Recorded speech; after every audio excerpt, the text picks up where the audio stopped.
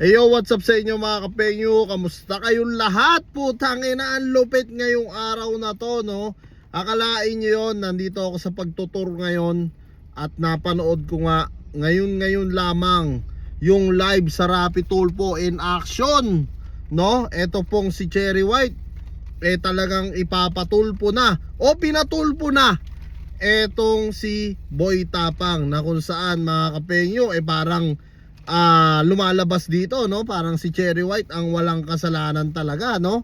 So parang binabaliktad niya talaga si Boy Tapang dito, na kung saan malala, no? Ang awayan itong dalawa. At tara mga kapengyo, syempre ayoko nang patagalin sa inyo. Panoorin natin yung mga interview nga ni Idol Rappi Tulfo dito kay Miss Cherry White, no? Tingnan namin kung pwede natin maayos pa to. Okay, tingnan ko. Kahit patagal na po Teka guys, sintahan ni Boy.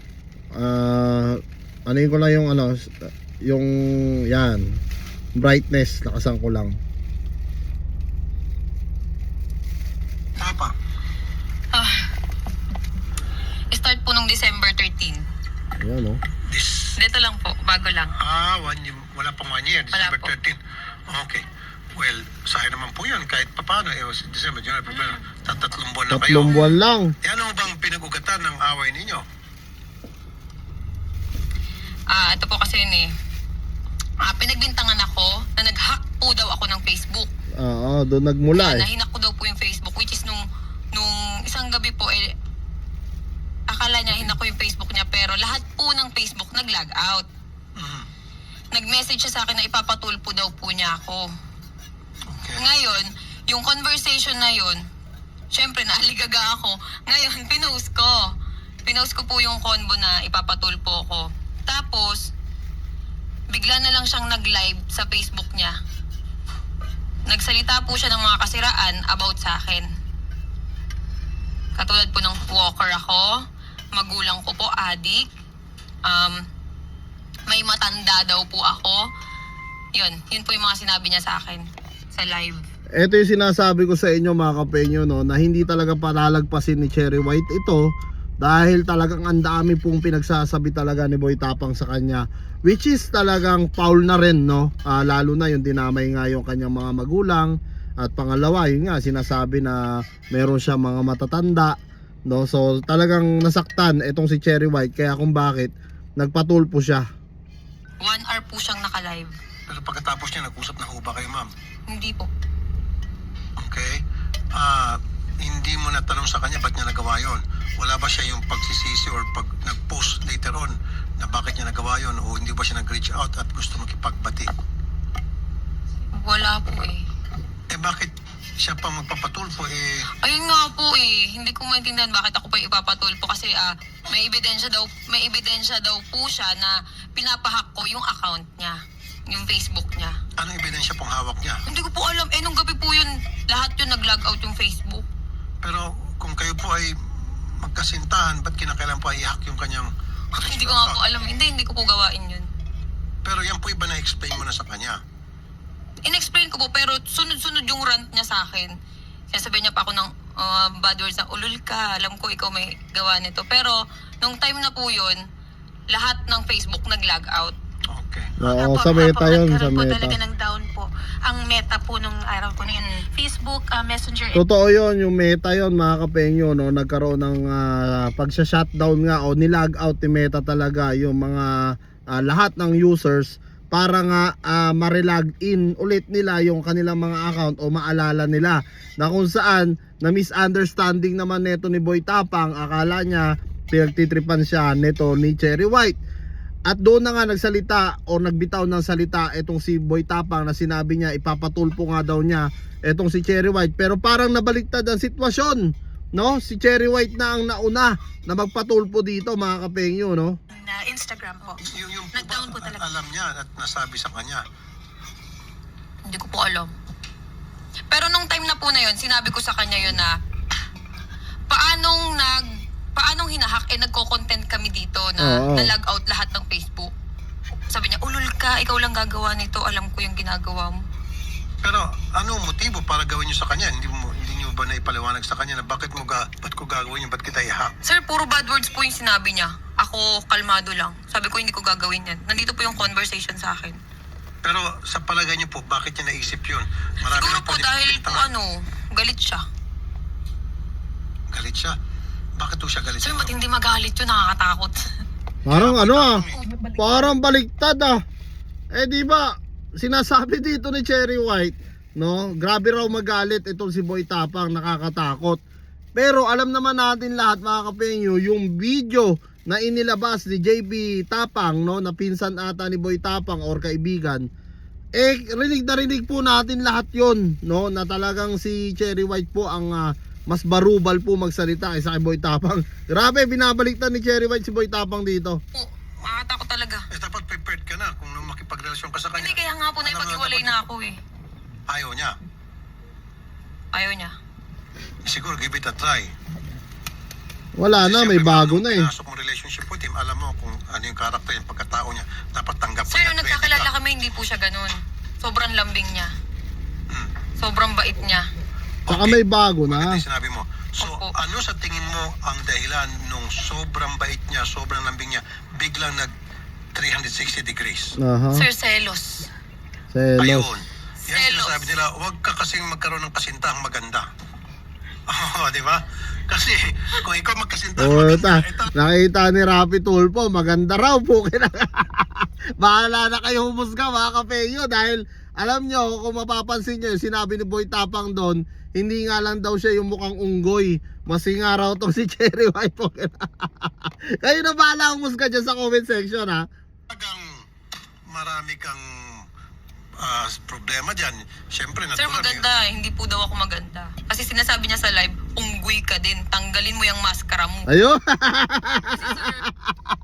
Buti sinabi niya rito po. Ayun na, maganda rin kay Cherry White ha. Honest siya mga kapenyo. Hindi niya pinagkailayon. Ritoke daw po yung ilong ko. Wala namang masama kung ritoke. Doon sa mga selosa at seloso, wag na kayo magkasintahan ng gwapo at maganda para hindi na kayo magsiselos. Wala nang aligid-aligid. Di ba? So, nagsiselo siya. Baka naman may pagbasihan man para maging fair. Baka naman may pagbasihan yung pagsiselos niya. Sir, ito nga pilit kong sinasabi noon sa social media, ilabas mo kung anong dahilan ng hiwalayan natin. Aha. Bakit hindi mo malabas?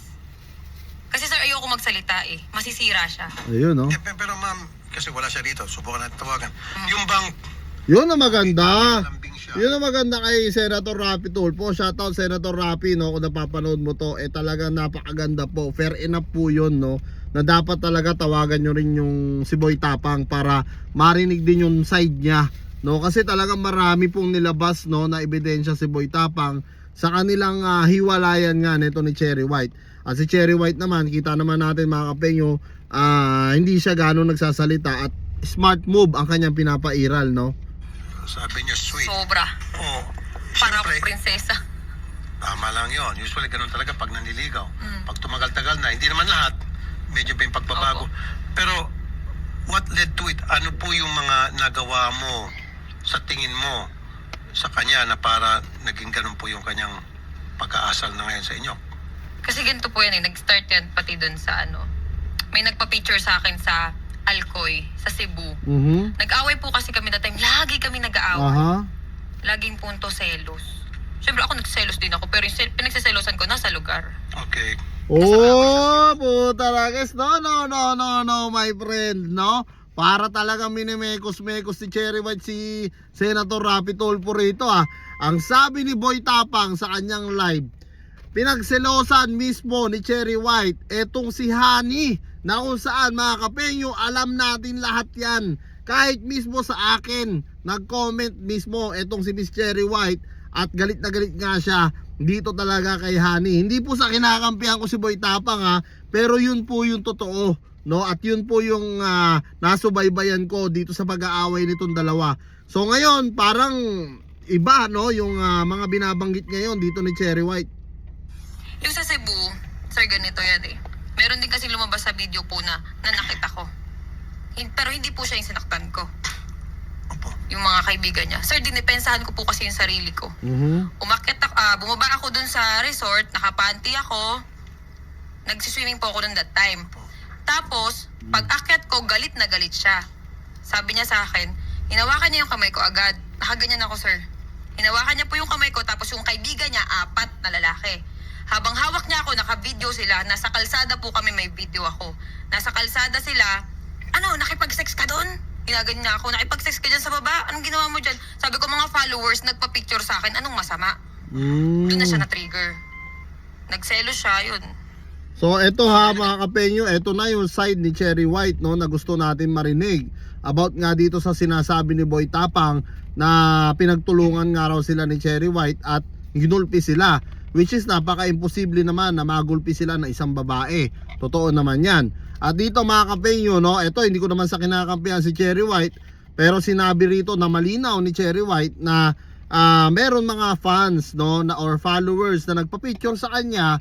Kaso nga lang, ang suot ni Cherry White, syempre naka-bathing suit siya dahil nasa swimmingan sila mga kapenyo, which is wala namang magagawa si Cherry White pag lumapit talaga sa kanya yung mga tao or mga fans na magpapapicture.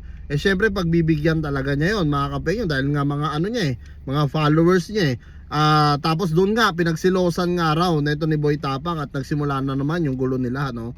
Picture sa mga followers, pinagselosan niya po yun. Opo.